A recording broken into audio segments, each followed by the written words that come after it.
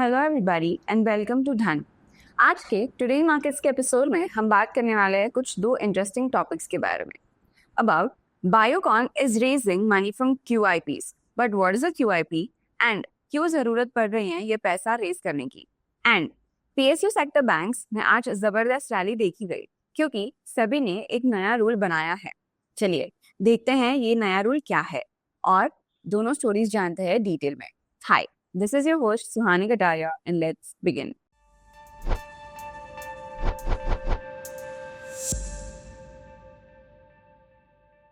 बायोकॉइन का सफर जानते हैं 1978 से ग्लोबल बायोटेक लीडर बनने का।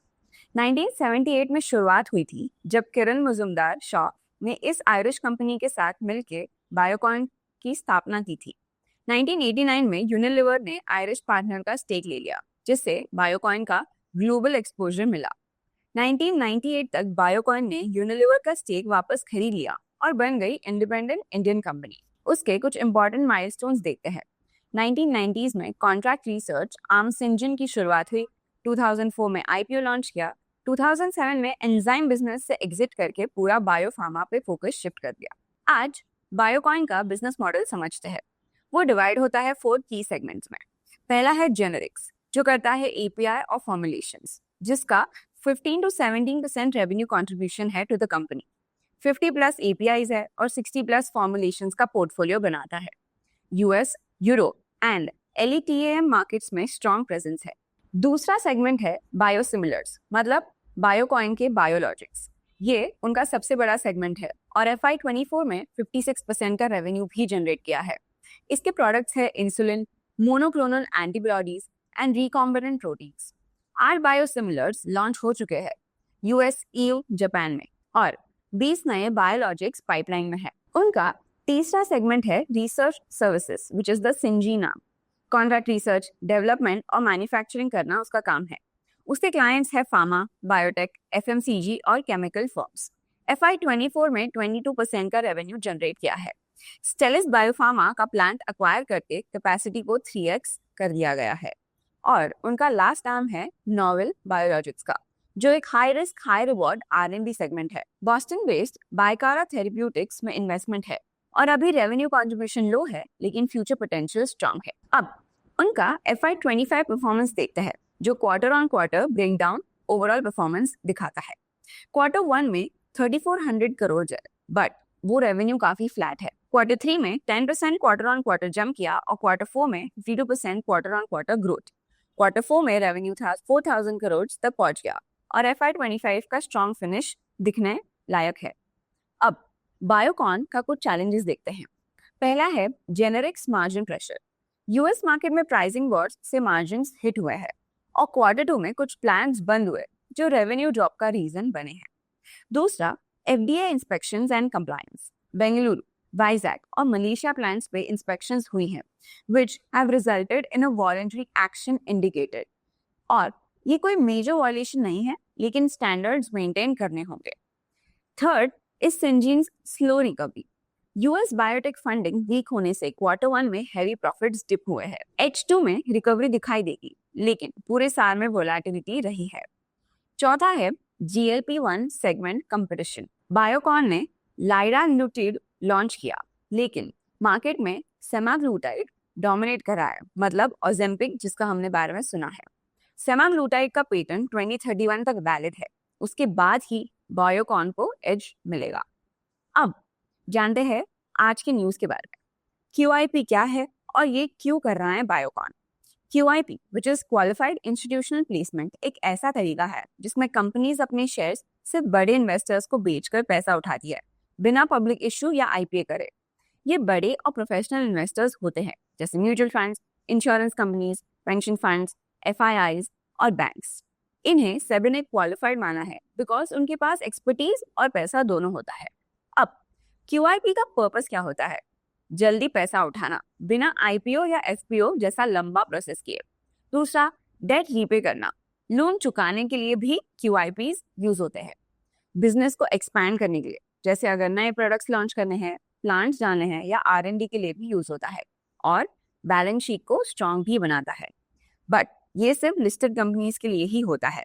सेबी रूल्स के मुताबिक QIP में शेयर सिर्फ इंस्टीट्यूशनल इन्वेस्टर्स को ही दिए जा सकते हैं। रिटेल या स्मॉल इन्वेस्टर्स को इसमें पार्ट नहीं मिलेगा।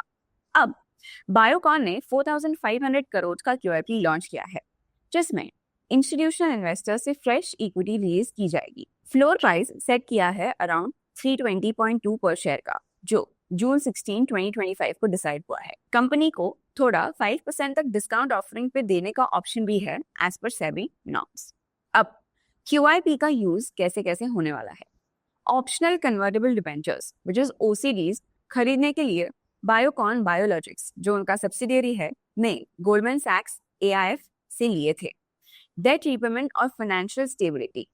किरण मुजुमदार शॉ ने कहा है, why hold structure debt when we can convert it. तो जनरल कॉर्पोरेट पर्पस के लिए जैसे ग्रोथ, एक्सपेंशन, R&D और वर्किंग कैपिटल नीड्स के लिए ये यूज होने वाला है। नेक्स्ट, मार्केट रिस्पॉन्स और शेयर प्राइस मूवमेंट क्या आया आफ्टर दिस अनाउंसमेंट। 16 जून को मार्केट क्लोज होने के बाद QIP अनाउंस हुआ और नेक्स्ट डे बायोकॉन का स्टॉक अराउंड 357.3 पे क्लोज हुआ। ये फ्लोर प्राइस से थोड़ा हाई था, which is 357 versus 340। Over 5 years company का स्टॉक 637% से ऊपर गया है, लेकिन पिछले 5 साल में 6.4% का हिट भी दिया है। अब कैपिटल स्ट्रक्चर और डेट प्रोफाइल कैसा है। बायोकॉन का नेट डेट है $1.2 बिलियन, जो स्ट्रक्चर्ड इंस्ट्रूमेंट को एक्सक्लूड करके है। QIP का एक मेजर ऑब्जेक्टिव है कि ये डेट को डीलेवरेज करना है, जिससे बैलेंस शीट और हेल्दियर हो जाए। KMS ने क्लैरिफाई किया है कि IPO अभी प्लान में नहीं है। अगर सर्कमस्टांसेस चेंज हुए तो LP या राइट्स इशू या मर्जर कंसिडर किया जाएगा। अब कैसे बायोकॉन का QIP स्ट्रैटेजी स्ट्रांग है। पहले तो डेट रिडक्शन, इंटरेस्ट कॉस्ट कम होगा और प्रॉफिटेबिलिटी इंप्रूव होगी।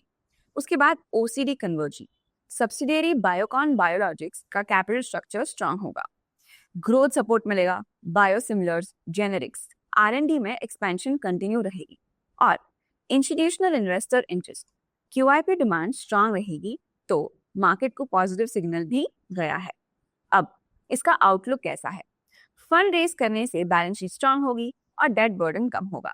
सब्सिडियरी कंसोलिडेशन होगा, मतलब OCD से बायबैक हो सकता है, जो फ्यूचर ग्रोथ कंसोलिडेशन के लिए जरूरी है। अगर मार्केट फेवरेबल रहा तो QIP ट्रांच मिड जून से कंप्लीट हो जाएगी और लॉन्ग टर्म में एक्सपेंशन और R&D फंडिंग और मार्जिन इंप्रूवमेंट्स एक्सपेक्ट किए जा रहे हैं। अब आज की दूसरी और आखिरी न्यूज, PSU बैंक्स के शेयर आज क्यों भाग गए। आज that is 17 June 2025 PSU banks के शेयर 2% से 4% तक रैली किए, जबकि ब्रॉडर मार्केट्स रेड में था। तो ऐसा क्या न्यूज आया। गवर्नमेंट ने प्लान बनाया है कि वो 5 पब्लिक सेक्टर बैंक्स में अपना स्टेक जल्द ही बेचेगी, ताकि सेबी के रूल्स फॉलो किए जा सके। अब ये किन PSU बैंक्स की बात हो रही है। तो पहला, Indian overseas bank, Punjab and Sind bank, UCO bank, central bank of India and bank of Maharashtra. ये सारे बैंक्स अभी भी सेबी के 25% minimum public share holding rule को ब्रेक करता है। इनमें सरकार को स्टेक 81% से लेकर 98% तक का है। अब देखते हैं कि कौन से बैंक्स में कितना स्टेक है। तो IOB में है 96%, पंजाब एंड सिंध बैंक में है 98%, यूको बैंक में है 95%, सेंट्रल बैंक में करीब 84% है एंड बैंक ऑफ महाराष्ट्र में है अराउंड 86%। अब सेबी का ये रूल क्या कहता है। सेबी ने कहा है कि हर लिस्टेड कंपनी में कम से कम 25% पब्लिक के पास होना चाहिए। PSU बैंक्स को डेडलाइन दी गई है कि अगस्त 2026 तक अगर ये बैंक्स सेबी का रूल फॉलो नहीं करते हैं तो उन पे पेनल्टी लग सकती है या ट्रेडिंग रेस्ट्रिक्शंस आ सकते हैं। अब इसमें गवर्नमेंट का क्या प्लान है। गवर्नमेंट इन बैंक्स में से अपना 20% तक का स्टेक बेचने वाली है 2 तरीकों से। पहले QIP, जो क्वालिफाइड इंस्टीट्यूशनल प्लेसमेंट, जो हमने अभी सीखा। तो इंस्टीट्यूशंस जैसे म्यूचुअल फंड, पेंशन फंड्स को नए शेयर्स दिए जाते हैं, बैंक्स को नए कैपिटल मिलता है, इक्विटी डाइल्यूट होती है। और दूसरा OFS, which is offer for sale. Existing government shares market में बेचे जाते हैं, गवर्नमेंट का स्टेक कम होता है और बैंक को फ्रेश फंड नहीं मिलता है।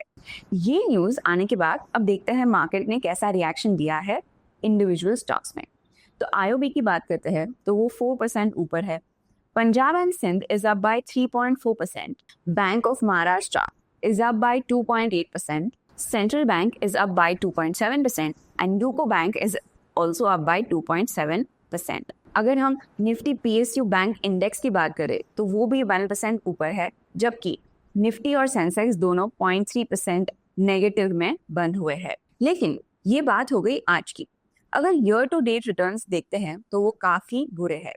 अगर हम पंजाब एंड सिंध बैंक की बात करते हैं तो वो almost year to date return उसका फॉर 2025 इज -40%, सेंट्रल बैंक का इज -32%, यूको बैंक का -28%, IOB का है -27% एंड बैंक ऑफ महाराष्ट्र का है -4%। तो हम ऐसा कह सकते हैं कि आज की रैली एक सेंटिमेंट रिवर्सल का सिग्नल रूप में देखा जा सकता है। बट इसका क्या मतलब है?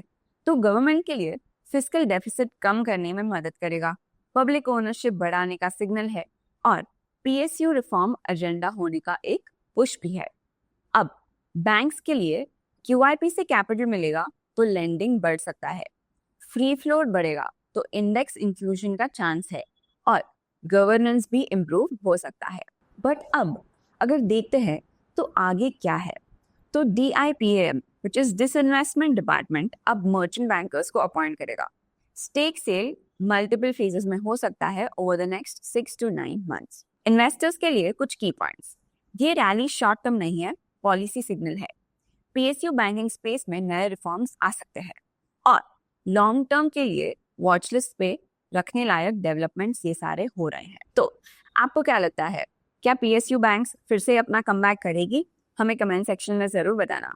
अब चलते हैं हमारे न्यूज़ फ्लैश सेक्शन की ओर, जो आपको स्कैनएक्स के न्यूज़ टैब के अंदर न्यूज़ फ्लैश सेक्शन मिल जाएगा। जो आपको अगर क्विक न्यूज़ का एक्सेस चाहिए तो आप यहाँ पे हमारा प्रोडक्ट एक्सप्लोर कर सकते हो। तो जैसे हम देख सकते हैं कि US core retail sales decline in May. US core retail sales experienced a decline of 0.3% in May. This decrease contrasts with the previous month's increase of 0.1%. The May figures also fell short of the estimated growth of 0.2% that was anticipated. Next news अगर देखते हैं, the next news is Bharat Forge partners with Tourist Galliard for ROQAV.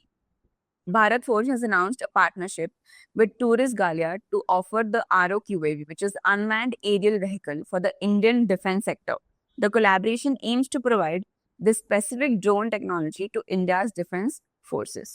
आज की और एक news थी, which is India's market regulator has granted approval to NSE for introducing Tuesday expiration of equity derivatives contracts.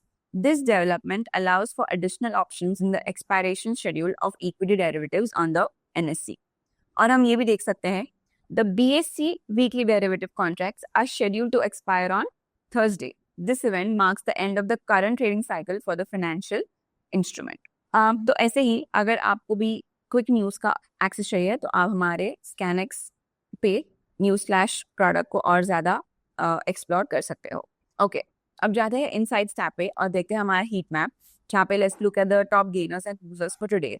तो अगर top losers की बात करते हैं तो हम देख सकते हैं ONGC is down by 1.74%, eternal is down by 1.94%, Adani Enterprises is down by 2.18%, Tata Motors is down by 1.73%, Bajaj Finance is down by 1.6%. So these have been the top losers for today. Even Sun Pharma is down by 2.08%. अगर हम top gainers की बात करते हैं तो हम देख सकते हैं कि tech Mahindra is up by 1.46%, Asian Paints is up by 0.89%, Maruti is up by 0.5%, Infi is up by 1%, and TCS is up by 0.4%. So these have been the top gainers for the day. If you look at the FI/DI data, so as of 16 June 2025, हम देख सकते हैं कि FI ने फिर से बहुत ज़्यादा सेलिंग किया है of 2539 करोड़ and DI ने डबल कंबाइन किया है of almost 5780 करोड़.